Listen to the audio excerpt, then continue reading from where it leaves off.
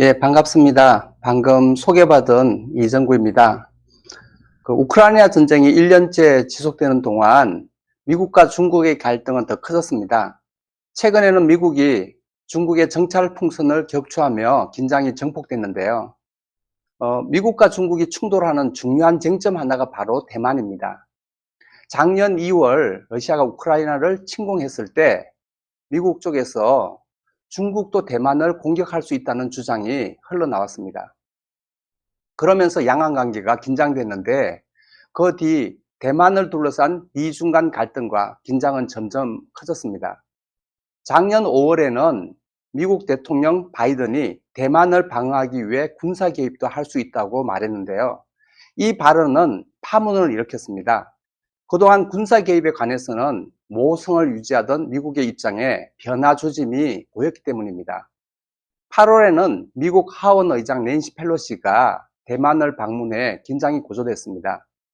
그 전까지 미국의 고위 정치인들은 대만 방문을 자제해 왔는데요. 그 관행을 깨자 이 중국이 민감하게 여기는 하나의 중국을 존중하지 않는 그런 행위로 여겨졌습니다. 그래서 중국 인민해방군은 펠로시 방문 직후 대만을 사방으로 포위하는 군사훈련을 벌이며 시위를 했습니다. 작년 12월에는 바이든이 대만의 미국산 무기 구매를 지원하는 국방수권법에 서명했습니다. 이에 대응해 중국은 올해 2월에 대만의 무기를 판매하는 미국 군수업체 록히드 마틴과 그다음 레이시언에 제재를 가하기도 했죠. 최근에는 미국 사성 장군 마이클 미니언이 2025년에 중국의 대만 침공이 가능하다 하는 그런 가능성을 언급하기도 했습니다. 그러면서 대만을 둘러싼 미중 전쟁에 대비해야 한다고 주장했습니다.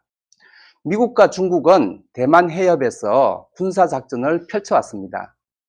미국의 항공모함은 시시때때로 대만 해협을 오갑니다.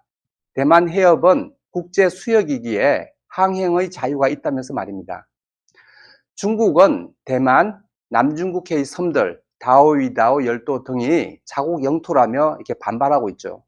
대만 문제는 중국의 핵심 이익이라는 것이 이 중국 당국의 공식적인 입장입니다.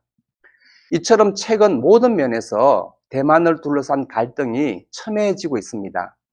오늘은 대만 문제가 무엇이고 언제 시작돼 지금의 위기에 이르게 됐는지 좀 살펴보도록 하겠습니다. 1949년 장제스의 국민당은 대륙에서 마오쩌둥의 중국 공산당에게 패배한 뒤 대만으로 후퇴해 이곳을 통치했습니다. 중국과의 경쟁 속에서 장제스는 강력한 국민국가를 빨리 건설해야 했습니다. 이를 위해 국가가 주도해 경제 발전을 이끄는 국가자본주의 체제를 구축했고 계엄 통치를 통한 권위주의 체제를 확립했습니다. 이에 맞선 대중저항이 벌어졌는데요. 장제스는 이를 폭력으로 진압하며 2만 명 이상을 이렇게 학살했습니다. 바로 1947년에 벌어진 2월 28일 사건인데 바로 어제가 76주년이었습니다. 미국은 중국 대륙을 국민당이 통치하기를 바랐지만 이것이 좌절되고 국민당이 대만으로 후퇴한 뒤에도 장제스를 계속 지원했습니다. 미국은 중국을 견제하고 냉전 속에서 서방 세계의 우월함을 보여주는 본보기로 대만이 필요했습니다. 장제스 정권의 권위주의나 학살은 아무 문제가 되지 않았죠. 미국의 후원 덕분에 장제스는 국가 주도의 경제 발전을 추진할 수 있었습니다. 1949년 신중국이 탄생한 직후 중국과 대만의 관계, 이른바 양안 관계에는 군사적 긴장이 상당했습니다. 중국은 대만을 미수복 지역, 그러니까 수복하지 못한 지역으로 여기며 점령하려 했습니다. 대만은 미국의 힘을 빌려 중국의 군사적 위협을 가했습니다. 이는 1954년에서 55년 제1차 대만 해협 위기와 1958년 진먼다오 상호 포격전, 이걸 이제 2차 대만 해협 위기라고 하는데요. 이러한 포격전이라는 직접적인 무력 충돌로 이어졌습니다. 그 뒤로 이런 무력 충돌은 없었지만 팽팽한 긴장은 한동안 계속됐습니다. 그러다가 1970년대부터 이제 미국과 중국은 가까워지기 시작했는데요. 미국과 중국의 관계는 베트남 전쟁 때 크게 바뀌었습니다. 베트남 전쟁에서 고전하던 미국은 소련을 견제하기 위해 중국의 도움이 필요했습니다. 그래서 미국은 중국에 접근하고 급속도로 이렇게 가까워졌습니다. 1971년 핑퐁 외교와 1972년 미국 대통령 닉슨의 중국 방문에 이어서 1979년에 미국과 중국은 수교를 맺었습니다. 이때 미국은 하나의 중국 개념, 즉 대만은 중국의 일부라는 중국의 주장을 존중하기로 했습니다. 그리고 대만과는 국교를 단절했죠. 그러나 대만을 완전히 포기하는 것은 아니었는데요. 1979년 미국은 중국과의 수교를 계기로 대만과의 상호 방위 조약을 무효화했지만 대만은 무력 지원하는 대만관계법을 제정했습니다. 대만관계법에는 대만의 자국 방위 열망을 충족시키고 필요시 미군이 자동 개입할 수 있도록 하는 조항이 있습니다. 미국이 대만에 무기를 판매할 수 있다는 문구도 이렇게 포함됐죠. 그러면 대만의 민주화에 대해서 말씀드리도록 하겠습니다. 1949년 이후 약 40년 동안 대만은 미국의 후원에 힘입어 아시아의 신흥공업국으로 성장했습니다. 대만은 홍콩, 싱가포르, 한국과 함께 아시아의 네 마리 용이라고 이렇게 불렸습니다. 그 시기 대부분 동안 대만은 국민당의 장제스와 그의 아들 장진거가 통치했습니다. 그들은 국가보안법을 휘둘렀고 언론, 출판, 집회, 결사의 자유를 억압했습니다. 본토 수복을 명분으로 전국 총동원령 체제를 1991년까지 유지했습니다. 그러나 장제스 장진거 부자의 권위주의 통치에 맞서는 민주화 운동도 꾸준히 발전했습니다. 국민당의 일당 독재를 반대하는 활동가들은 국민당에 속하지 않고 선거에 입후보하는 그런 운동을 펼쳤는데요. 이것을 국민당 바깥에서 펼친 운동이라고 해서 당외 운동이라고 합니다. 1977년에는 국민당의 선거 부정에 항의하는 시위인 중리 사건이 벌어졌습니다.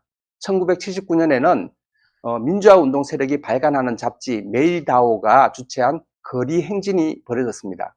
그리고 1986년에는 민주진보당, 즉 줄여서 민진당이 창당했습니다. 민진당은 부르주아 야당 세력, 아까 말씀드린 당회 세력뿐 아니라 대부분의 사회운동 세력을 포괄했습니다. 대만 경제가 발전하면서 노동계급의 규모가 커지고 1980년대 중반 이후에는 다양한 사회운동이 등장하면서 대만은 자본주의적 민주주의 체제로 이행했습니다. 그래서 1987년 7월에 계엄령이 해제됐습니다. 그리고 1990년 3월에는 민주적 국회를 요구하는 덜백합 운동, 그러니까 야생 백합화 운동이라는 의미입니다. 덜백합 운동이 전국에서 벌어졌습니다. 1992년 입법위원, 즉 뭐냐면 입법원이라고 하는 것은 우리나라 국회에 해당되는 건데요. 그러니까 국회의원 선거에서 민진당이 161석 중에서 52석을 차지하며 그야말로 크게 약진을 했습니다. 1970년대에 미국과 중국의 관계가 변하면서 이 양안 관계도 바뀌었습니다. 1979년 1월 미국을 방문한 덩 샤오핑은 대만 문제의 평화적 해결을 이렇게 강조했습니다.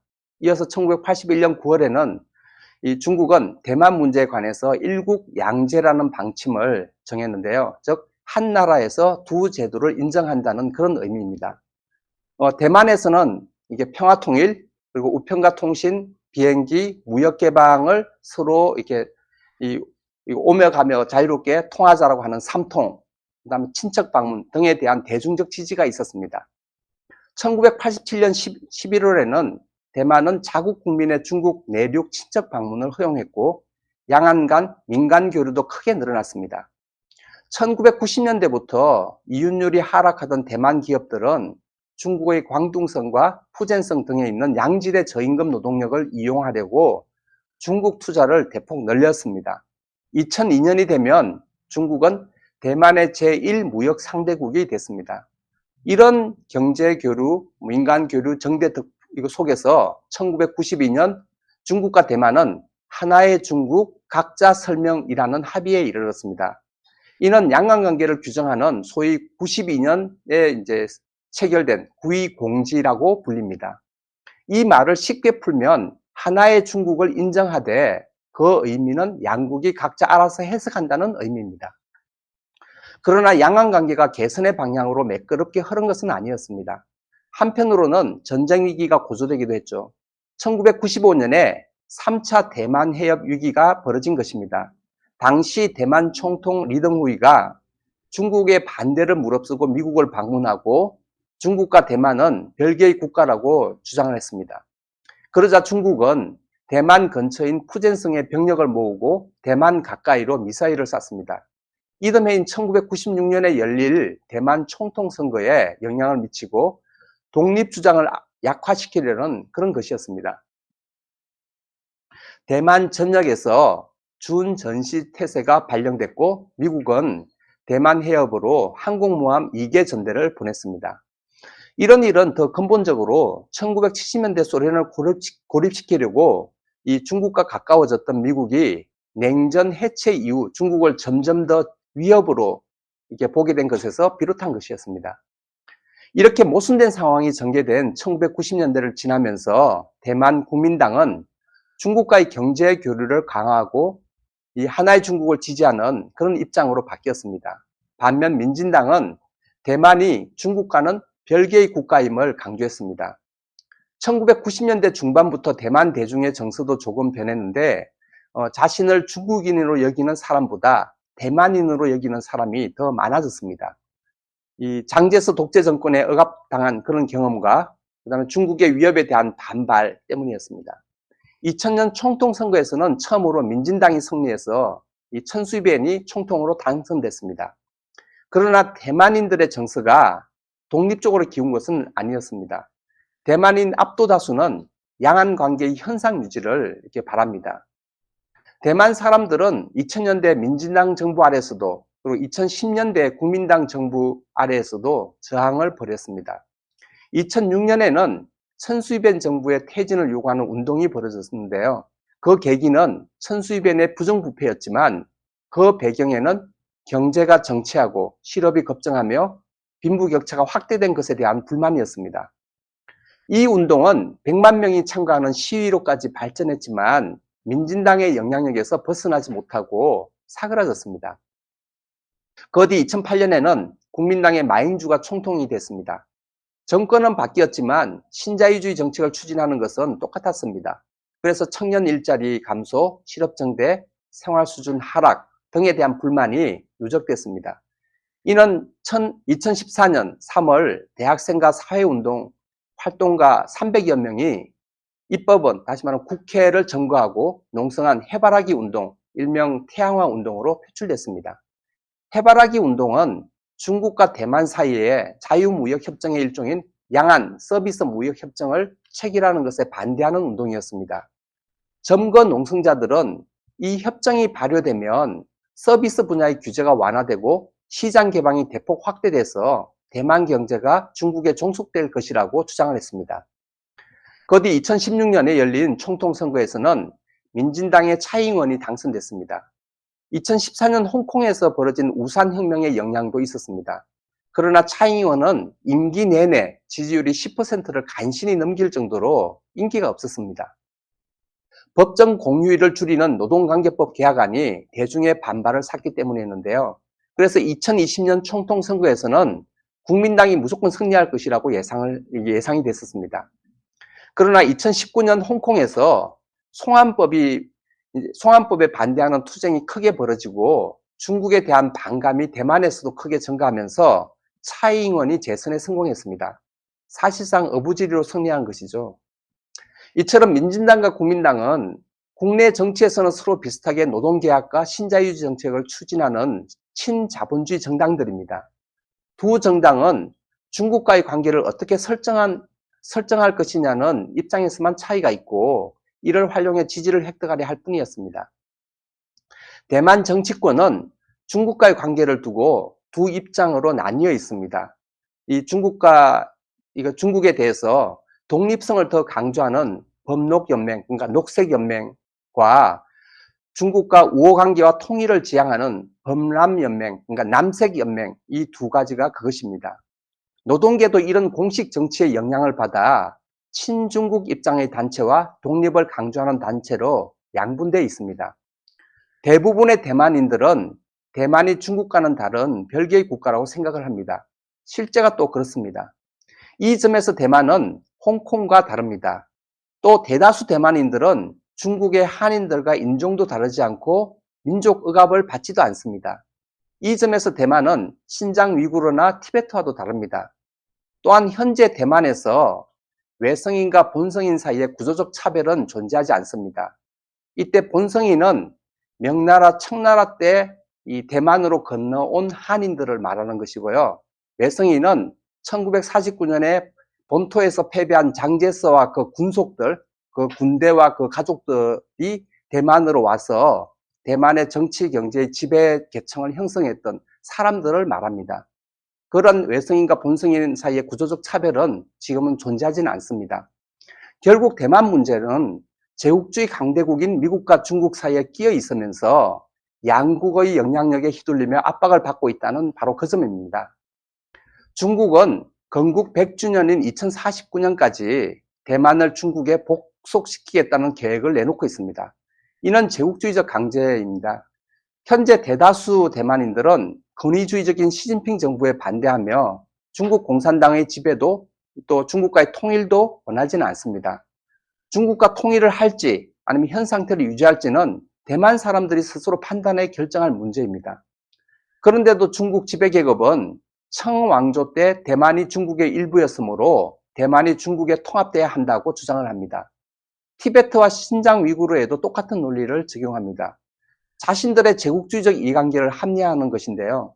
1949년에 제국주의와 봉건제를 무너뜨리고 해방을 이뤘다고 하는 그런 국가가 청왕조의 질서를 근거로 내세우는 것도 얼토당토 않는 그런 일입니다. 지난 수십 년 동안 아시아 지역, 특히 중국과 동남아시아 지역에서 경제 발전이 활발하게 이루어지면서 이 지역이 제국주의 열강의 각축장이 됐습니다. 제국주의적 패권을 위해 이 산업 경쟁력을 높여야 하는 중국으로서는 반도체 강국인 대만이 절실히 필요합니다. 대만은 중국에게 정치적, 지정학적으로 뿐 아니라 경제적으로도 중요한 곳입니다. 시진핑은 1대1로를 내세워 제국주의적 패권의 열망을 드러내면서 대만에 대한 압박을 강화하고 있습니다. 미국 또한 이 지역에 걸린 이해관계를 결코 놓으려 하지 않습니다. 미국은 대만을 동남아 지역에서 중국을 견제할 교두보로 여깁니다.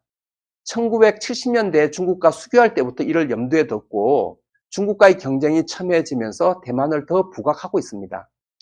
미국에게 대만은 중국을 압박하는 카드이자 최대 무기 판매처이고 유사시에 미국 군대가 작전을 펼칠 수 있는 곳입니다. 최근 미국 고위 정치인들의 대만 방문이 이어지고 있는 이유입니다. 이런 상황에서 대만의 노동계급과 좌파는 중국에 대한 견해 차이를 이유로 분열해서는 안 됩니다. 대만 지배자들이 추진하는 친노동, 친자본, 반노동 정책에 반대하고 미국 제국주의와 중국 제국주의 모두에 반대해야 합니다. 그리고 중국 본토와 홍콩의 노동자들과 연대하는 정치를 발전시켜야 합니다. 네, 감사합니다. 이것으로 발제를 마치도록 하겠습니다.